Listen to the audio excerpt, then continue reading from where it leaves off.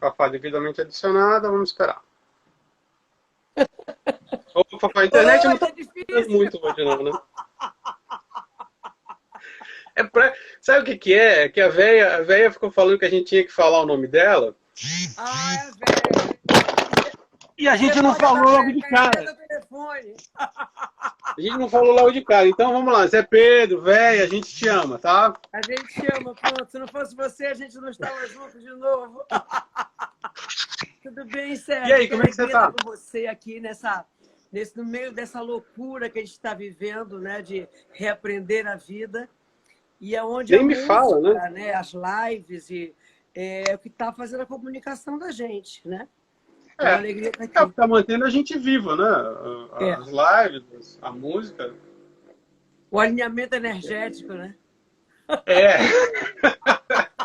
Vem cá, você tinha me falado da tua autobiografia, como é que ela tá? Bom, eu parei tudo nesses 40 dias, porque eu tive que reaprender a viver. Né? Eu Uhum, sou uma pessoa que estou sempre em movimento, e eu cheguei de Portugal fui para Porto Alegre, Porto Alegre fui a Belém, não, fui para Minas, Belém, e cheguei uhum, aqui dia 20 de março, e eu não podia, quer dizer, não sabia nem como é que eu ia estar, né? Porque eu viajei demais, então liberei todo mundo aqui de casa. Então, eu tive que reaprender a casa, reaprender a fazer café, é, hum, usar a máquina de lavar louça, que eu odiava, já estou achando uma terapia maravilhosa. Então, me adaptar à casa e me desadaptar do jornal da manhã foi a pior coisa para mim, assim. Porque eu preciso. Qual é a minha rotina da vida toda, né? Seja aqui, seja em Portugal, seja em qualquer lugar do Brasil. Fora do Brasil, a não ser Portugal, não tenho como, né? Mas é tomar meu uhum. café da manhã, fazer um cafezinho e pegar o jornal. Eu sinto falta do jornal papel, do jornal físico.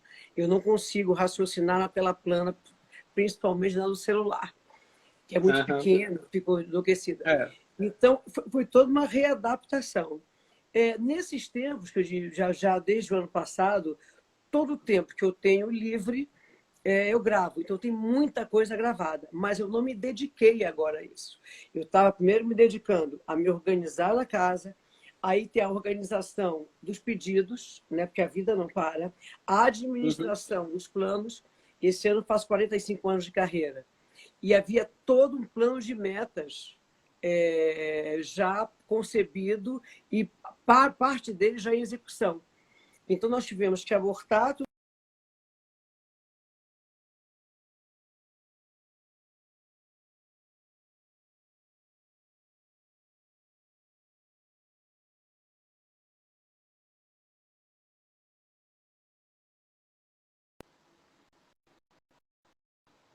Isso vai ser longo, né? Porque acho que a coisa mais delicada desse isolamento é nós não sabermos quando isso acaba, né? Eu gosto muito de viajar sozinha, gosto de estar sozinha em casa, gosto da minha companhia. Mas não saber quando eu posso sair de casa, eu não tenho coragem de pegar um elevador, por exemplo. Eu tenho Sério? 63 anos, sou grupo de risco, claro, Uhum. tenho uma vida para cima e para baixo, então eu estou aproveitando para descobrir a casa. E amanhã eu estou mandando bala em coisas que. Cantinhos, sabe como é que é? Porque você é homem, não sabe. Mulher é uma loucura, adora guardar coisa. Então, eu desativei meu escritório, estou fazendo a mudança do escritório para aqui. Eu moro na cobertura, então o andar de cima, quando o pessoal está lá em cima, de máscara e aquele negócio no pé, e o sapato deixa lá embaixo, lava a mão, lava a mão, lava a mão. Isso tudo é mudado, então estou fazendo a mudança para cá. Eu não subo. Então, tudo é deixado, spray Uhum. de isoforme, água sanitária, enfim, aquela toda, e aquilo tem que secar para amanhã eu subir para olhar. Então, a gente está nesse mecanismo que tem que ser, porque ninguém sabe o que é e o que não é, e é melhor a gente se proteger.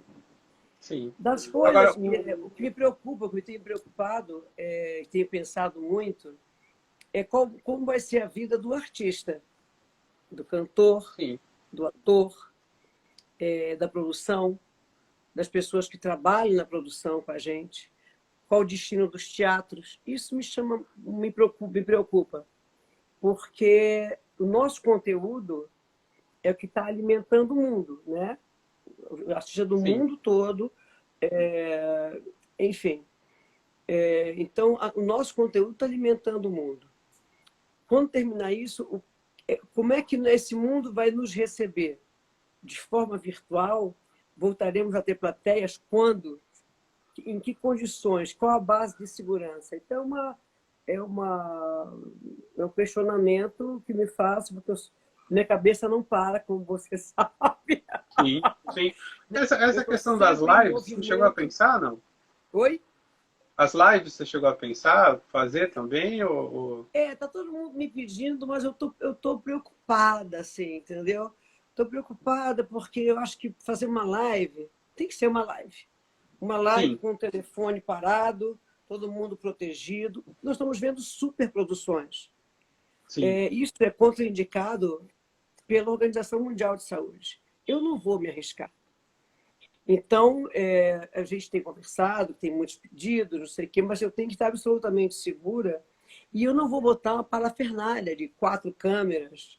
Eu vi É. eu já estava zapeando isso no final de semana, tinha uma live em casa com drones, vistas aéreas.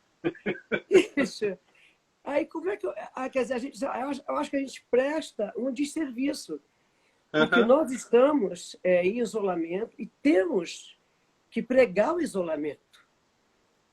Então, eu não sei pregar uma coisa e viver de outra forma. Eu sou dessa época, tenho esse temperamento, entendeu? Não dá para eu dizer um negócio e não sei fazer. Então, como é que se faz isso, né? E aí a gente tem conversado.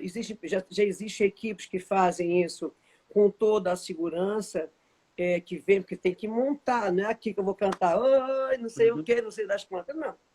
Ou você manda para um estúdio, né? E você monta Sim, tudo, mas aquela coisa da coisa perfeita diante do celular não existe.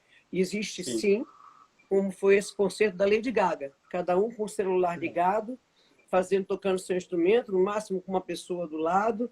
E eu entendo que esse é o serviço que se faz.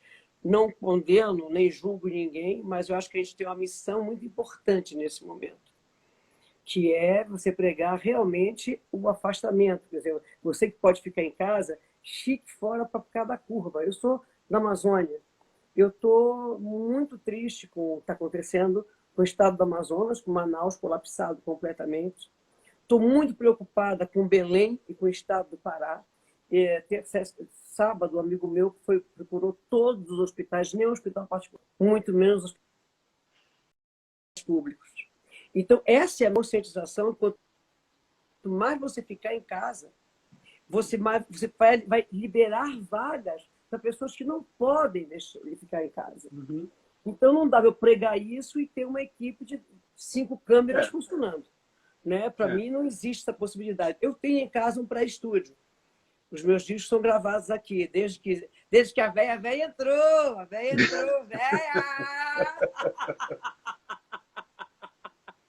Desde que o Zé Pedro me enlouqueceu para eu fazer um disco aqui na minha casa, que a gente fez em 4 dias, eu vi que a estrutura que eu tinha aqui, que não é um estúdio, dá para gravar. Dá para botar o microfone para equalizar? Dá. Dá para colocar o maestro de máscara? Dá. Mas isso, para mim, é um passo a passo muito delicado. Eu não saio porque eu não coloco, não aperto o botão do elevador porque eu tenho medo de repente Uhum. coçar o olho, entendeu? Eu sou muito É, estabanada, então sim. a gente faz o teste. Né? Então, assim, eu estou sozinha, né? Então, tem uma pessoa que trabalha comigo, a Simone, trabalha há muitos anos, então ela vem uma vez por semana, na primeira vez, rapaz, foi um negócio, assim, Uhum. quase que quando eu cheguei no dia 20, eu mandei todo mundo na véspera ir para casa, cheguei, tirei a roupa inteira no hall do elevador, botei dentro de um saco, botei dentro de uma mala, deixei o sapato lá de fora, que ficou Aham. 10 dias lá de fora.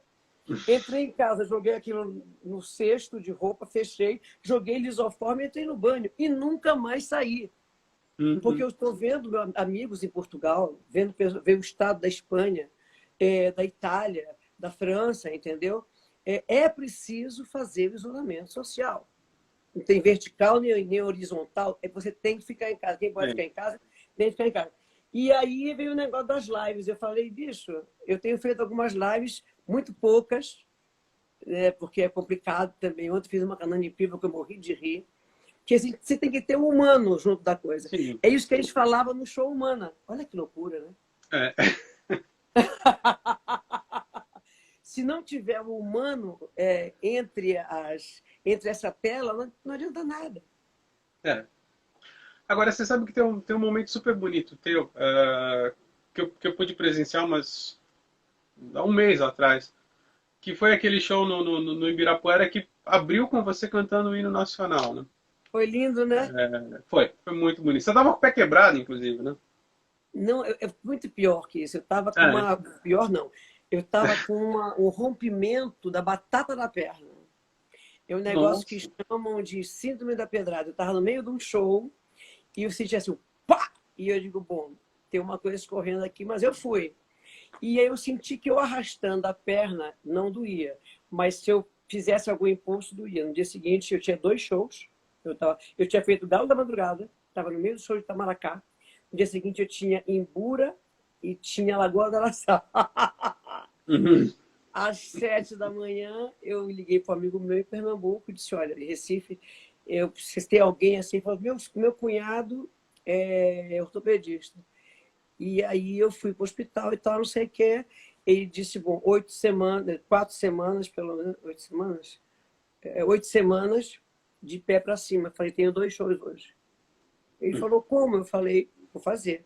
Aí botei aquela bota, mas a batata da perna é muito grossa. É aquela batata da perna de paraense, jeito do norte, entendeu? Aquele batatão, cacil, daí aquele negócio ficou apertado. Aí eu botei, eu coloquei num tênis, que eu faço sempre carnaval, eu faço de tênis, né, que é mais prático. E aí fui aquilo ali e fiz uma compressa que minha mãe me ensinava quando torcia o pé. Eu sempre torci muito o pé. Eu sou muito grande e calço 35, então torcer o pé é a minha sina. E fiz uma compressa de gengibre, que, Uhum. segundo lá no norte, mata a inflamação. Se mata ou Ah, se não mata, se foi psicológico, eu sei que tirou a dor. E eu sei. me enrolei no gengibre o dia todo, fiz o primeiro show, enrolei no gengibre, fiz o segundo show, depois vim para cá, fiz o Galo da Madrugada. Mas estou com uma lesão que aí veio a quarentena, então eu não pude fazer fisioterapia e eu estou fazendo da minha maneira. Então tudo Uhum. isso para mim é muito estranho, porque eu sou uma pessoa muito livre, né? Por isso, a minha biografia, só quando a véia me liga, que a gente passa pelo menos 57 minutos no telefone, ele pergunta tudo, não, e aí pergunta de novo. Acho que eu tenho É. certeza que ele tem isso gravado. Véia, tu tem gravado isso, véia? Vai lá, desloga aí, conta aí, porque ele fala assim, mas e assim? Ele sabe que eu falo muito. Aí não acredita. Não, aí 40 minutos contando as histórias. Mas eu acho, voltando, eu acho que foi muito importante você ter aberto com o hino, porque a gente está num momento em que a gente está pouco patriota e ao mesmo tempo você tem um patriotismo de uma certa forma idiota, assim. Então eu acho que tendo uma pessoa com a tua história cantando o hino foi muito importante naquele momento. E, Sérgio, sabe que eu acho que a gente não pode deixar se apossarem do hino, como foi na ditadura. Quantos anos nós passamos rejeitando o hino nacional, o verde, amarelo e a bandeira? Quantos anos? A gente retoma os nossos símbolos, que são nossos, a partir da campanha das diretas. Sim. Então, a gente não pode deixar que tirem isso da gente, é do brasileiro. E a forma de cantar o hino é como bate no seu coração. Então, quando eu recebi esse convite da Jazz Sinfônica para fazer a abertura do Dia da Mulher, né? Eu disse, vamos fazer o hino nacional. Ele disse, mas a capela, eu faço com... Acho que não, porque é um espaço muito grande. E aí tem o meu Aresto Caran, que é maravilhoso. E eu fiquei Uhum. muito emocionada, porque o povo brasileiro é absolutamente fantástico. E nós temos que ter o discernimento das coisas que são decentes nesse país. Eu acho que eu sou uma democrata, cada um apoie quem quiser, cada um vai para o lado que quiser. Eu tenho me poupado, tenho me privado de manter, eu não tenho me manifestado, tenho assistido muito, mas não dá para você achar normal pessoas com bandeira do Brasil e com faixas verde e amarelas fecharem a porta do INCOR e fazerem buzinaço de 45 minutos em carros importados super sofisticados e fechar a entrada do maior hospital, do complexo INCOR, Hospital das Clínicas Emílio Ribas. Não dá, isso é desumano. Sim. Isso é psicopático. Isso é antidemocrático. É psicopatia, é maluquice, é desumano, é um desrespeito ao ser humano, à humanidade, à vida. A mãe de um amigo meu estava internado no INCOR. Teve problema de cardíaco e tal. E ele dizia, Rafael, eu tenho certeza que da UTI estão ouvindo. Porque está enlouquecedor. Aqui dos quartos está enlouquecedor. Então, como é que uma pessoa sai de casa para perturbar pacientes, para ofender pessoas que estão salvando vidas, para impedir ambulâncias de entrarem? É muita doença. É muita doença. Então, isso não dá. Isso é maluquice. Isso eu acho que cada um tem o direito de se manifestar como quiser. Mas pedir a volta do AI-5 e ir para a porta do e impedir as pessoas de entrarem no hospital ou de saírem de lá com buzinaço, é muita doença, entendeu? Então, eu acho que o Brasil precisa repensar o seu humano. O seu humano. Sabe o que quer se matar, quer sair na rua? Cara, você está expondo não só você, mas todo mundo ao seu redor. Sai do seu carro, então. Porque ficar no seu carro, mandando o seu empregado ir para a rua, nos ônibus lotados, ok. Então sai do seu carro, desliga o refrigerado, entendeu? Agora, pregar, porque aí os seus funcionários têm que trabalhar dentro do ônibus lotado, do ônibus nem sempre limpo, ok. Pelo amor de Deus, não pode ser isso. Isso não existe. E é muito louco porque tem muita gente que defende a ditadura militar que não passou pelo período da ditadura, não sabe o que é. Não sabe o que foi aquilo. Eu vi uma moça defendendo o AI-5, perguntaram, e você sabe o que é? Ela falou, não. Porque eu acho que nessa época era melhor. Você acha o quê? Eu não sei. Então, falaram tanto da mortadela para eu... É muito louco, porque eu falo por experiência própria, porque o meu avô era do Partido Comunista e foi preso na época do Castelo Branco. E ele mandava cartas para o meu pai dizendo, livre-se do lixo. Que o lixo era o código de livros e escritos do Partido Comunista de Santos. E meu pai ficou tão traumatizado com aquilo que jamais falou de política em casa. E as pessoas acham que era tudo bonitinho. Não, não é. Se eu não gostasse de você, fazia uma denúncia no orelhão, que ninguém sabe o que é isso também. As pessoas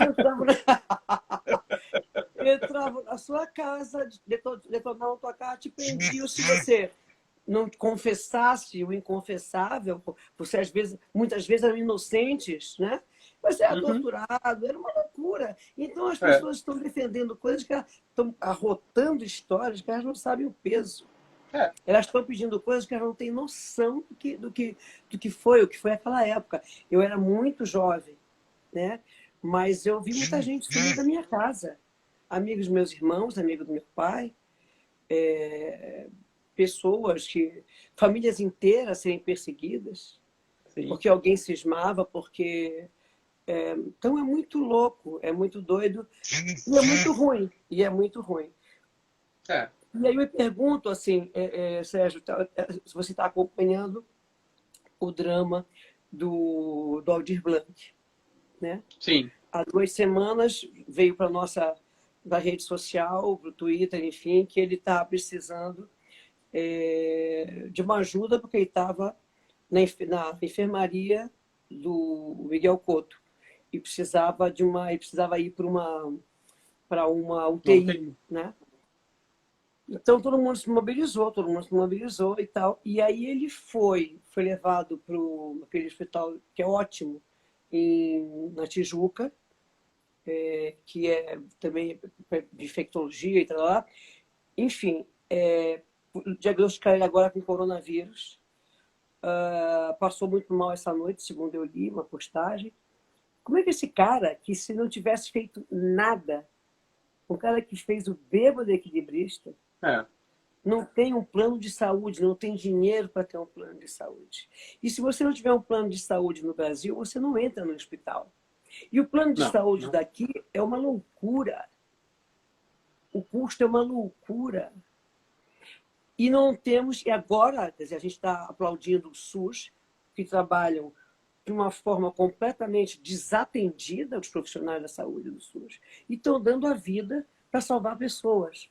E os planos de saúde milionários, sem eles você não entra no hospital particular.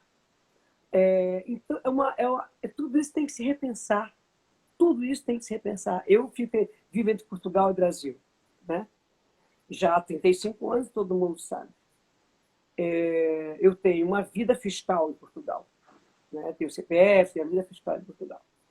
E aí, o meu plano de saúde lá custa 100 euros por trimestre, com direito a tudo, a reembolso de remédio, a reembolso de consulta holística, fisioterapia, se precisar remoção. Quer dizer, são 32 euros por mês. Porque aqui são 10 mil reais por mês. Sim. Existe uma conta que tem que se fazer melhor. E equipar a saúde pública. Né? As escolas públicas eram excelentes, até o passarinho. Todo mundo disputava, quem estudava no Pedro II, era uma loucura você conseguir uma vaga numa escola pública. Então, acho que esse tempo que nós estamos de quarentena e que a gente não sabe quando vai acabar, eu acho que todos nós vamos repensar as nossas reais necessidades, do que é fundamental para a gente. E fundamental é saúde, é educação, é segurança e é uma obrigação do Estado. Sim. Porque nós pagamos muito imposto. Muito imposto. E não temos de volta nada. Eu estava falando... A gente não vê. Hein? A gente não vê o resultado do que a gente paga. Nada. Nada. Nada. E é dinheiro que sai. É dinheiro que sai. Olha, falando de coisa boa, você lançou esse disco aqui. E você fala pouco dele. Leontina das Dores. Leontina, que é maravilhoso.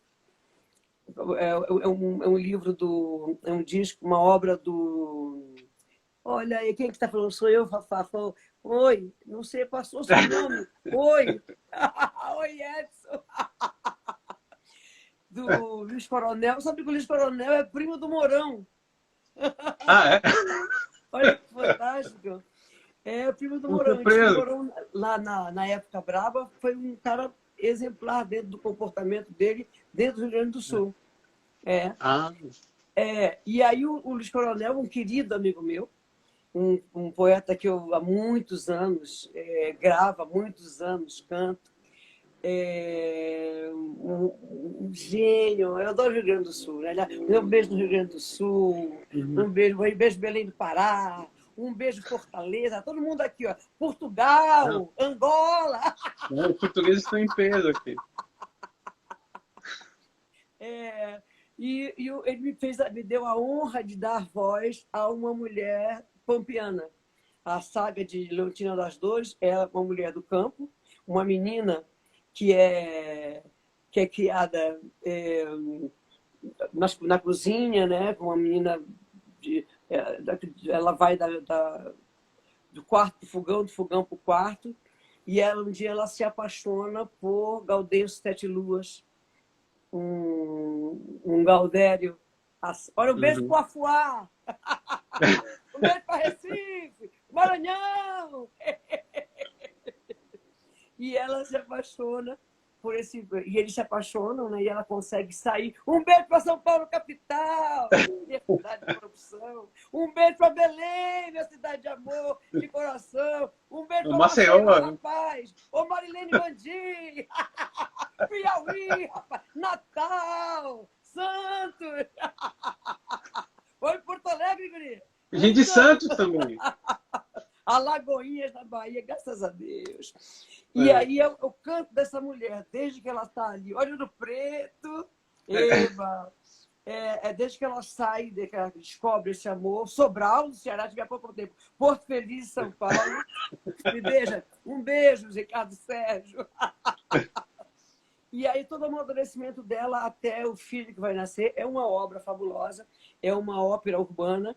E eu digo para o coronel chama Luiz Coronel, a gente tem que levar isso para o mundo, porque eu vejo como Maria Maria, sabe? Exatamente levando a mulher, a mulher de Minas Gerais, a mulher brasileira, né?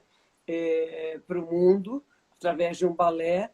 Eu digo, aí, mas eu não sei, ele é muito engraçado, Coronel. Vou dar um beijo para esse Coronel, meu querido amigo. Porque quando nós montamos, foram 2 anos de trabalho, trabalhando junto com a OSPA, com o maestro Evandro Matec, espetacular, e com o Alexandre, para a gente achar. Então, primeiro, eu queria fazer as bases aqui. Mas, assim como o fado, as músicas regionais, elas têm sotaques internos. Assim como o fado, assim como o carimbó. A música nativista, gaúcha, né? A grosso modo, parece que é tudo igual, mas ela tem sotaques internos. E se você não perceber ou não se envolver nesses sotaques internos, você não consegue nem tocar e nem cantar essa canção. Então, foram 2 anos eu indo para Porto Alegre, trabalhando com músicos espetaculares, maravilhosos, até que a gente fez a gravação, e que é com a Baté produzindo, Alexandre, e com a OSPA e a Unicinos.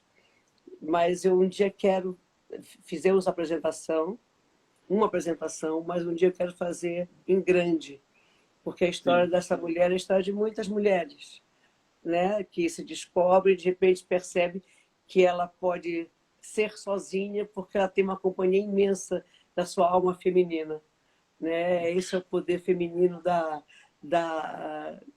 do grande abraço, né?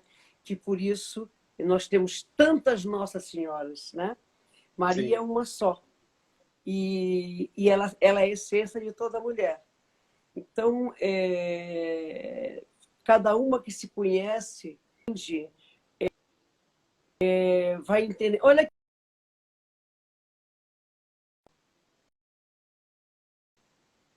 o corpo dela, a cama dela, a vida dela tem que ser com alguém que some, né? Se está sozinha, está muito melhor que mal acompanhada. Então, é esse canto dessa mulher que termina com a mulher da minha terra, obreiras de sol a sol, são alegres e são fortes.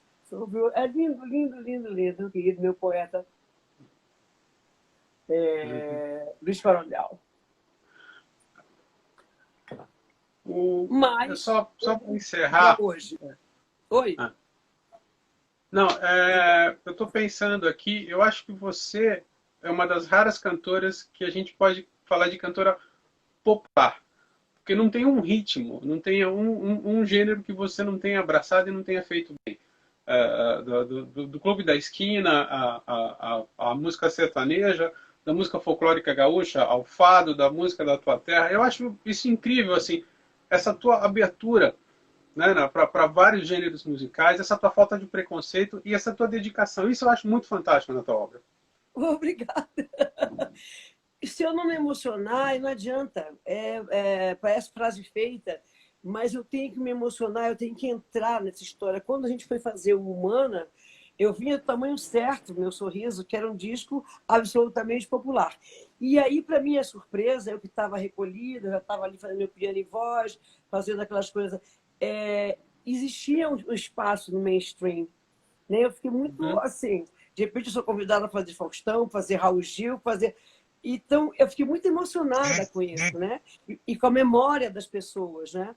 E é muito bacana assim, falar com um público mais jovem que conhece pouco a minha música, ou conhece a minha música através da mãe, da tia, da avó, mas que se identifica com a minha atitude. Isso eu acho muito bom.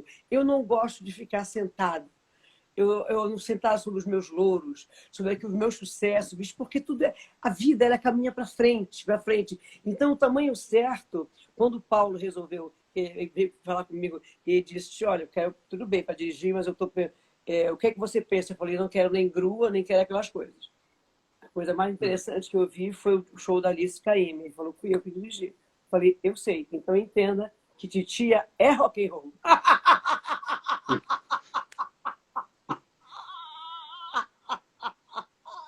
Aliás, tem um show de rock and roll que eu adoro. Titia Regi foi trabalhar coisas, músicas que eu havia gravado há 40 anos. E eu nunca tinha feito esse exercício. Então, quando fizemos o tamanho...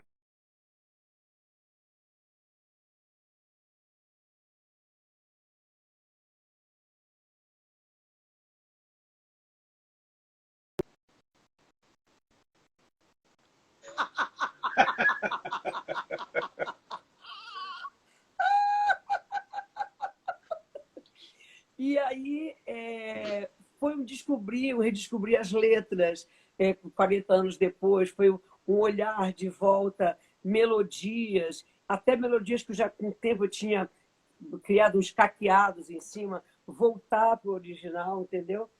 Foi espetacular. E aí, quando eu saí, aí fizemos as guitarradas, né? E quando eu fui embora para tirar umas férias, sempre nas férias, né?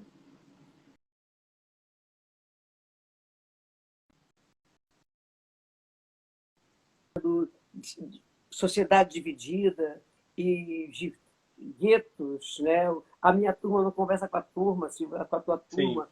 É uma coisa que é como se fosse uma desassociação do que é sociedade. Né? A sociedade é uma mistura de coisas. E eu sou uma mistura de coisas. E a minha vida inteira foi uma mistura de coisas. E aí, uma coisa que me chamou a atenção foi quando eu vi na televisão portuguesa os jovens fazendo vigília ao entorno do túmulo de Franco, um dos maiores ditadores desse planeta. E aí eu falei... E aí eu comecei a pensar no que tinha gerado aquilo. Então, eu comecei a pensar daqui, o Paulo e o Zé Pedro, sem a gente falar, estavam pensando sobre fazer um disco mais para dentro, né? Porque já se esperava o Sorriso Certo 2, a missão, e eu detesto fazer segundo capítulo. Meu livro é um capítulo só. Às vezes sem pontuação. O que exige fôlego. Tudo meio Saramago, assim, né? Exatamente. Aí eu comecei a pensar no que se não era o momento da gente começar a falar mais baixo. Né? O que seria esse falar mais baixo? Comecei a escrever. Chegando aqui, o Zé, sei que eles queriam conversar comigo, e quando eu com medo de falar com eles com medo de falar comigo. Por respeito, por sei lá o quê, por medo mesmo, né? E aí começou em pílulas. E a pílula, assim, cada um dizia uma frase que se complementava. E a gente começou, então, a começar a pensar nesse repertório e nessa sonoridade. A Ana nasceu dessa vontade de se falar mais baixo, de se falar: oi, Claudinho, muito bonitinho, dizendo que eu represento ele. Estou bem. Estou bem aqui. Oi? Então, a gente... Não, estamos bem. O que era precisando, o que se resgatar, né? E aí eu cheguei aqui, teve aquela coisa horrorosa em Suzano, daqueles meninos aparentemente bacanas, mas que viviam trancados nos quartos, alimentados por um robô qualquer que incentivava-os para ser heróis, tinham que matar. E os pais tranquilos, porque eles ficavam no quarto, e esses meninos saíram e executaram uma escola inteira. E aí eu comecei a perguntar, e a nossa conversa era assim: Onde é que a gente se perdeu? Onde a gente perdeu a mão dos filhos?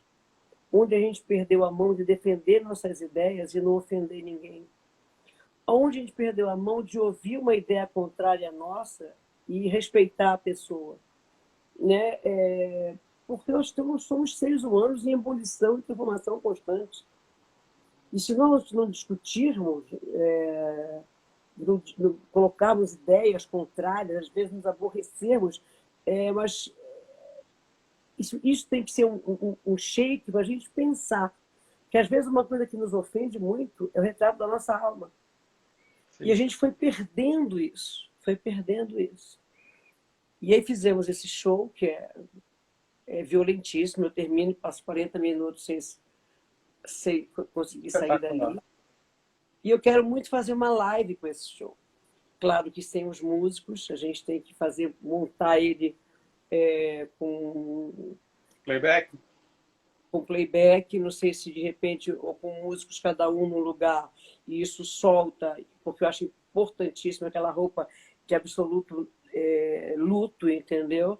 E então isso é uma coisa mais elaborada que a gente tem que trabalhar. E eu penso isso, eu não penso pequeno, né? Então, para isso, a gente tem que pensar, elaborar, ver como é que funciona. Já pensamos em fazer aqui em casa, cada um no canto, mas tem um delay, né? Sim. Enfim, mas acho que como está muita coisa acontecendo, existem pessoas já resolvendo essas pequenas falhas técnicas. Opa, eu queria te agradecer por essa entrevista, pelo carinho.